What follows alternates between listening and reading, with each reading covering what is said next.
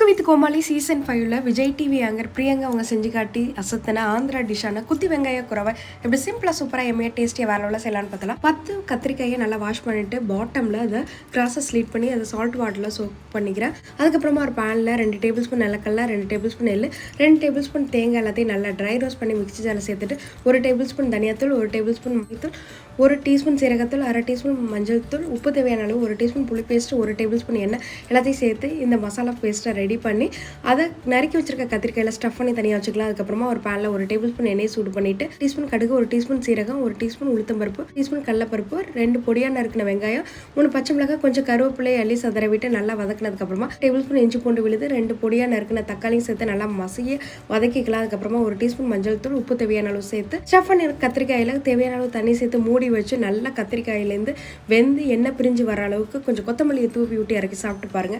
குத்தி வெங்காய கூட சூப்பர்.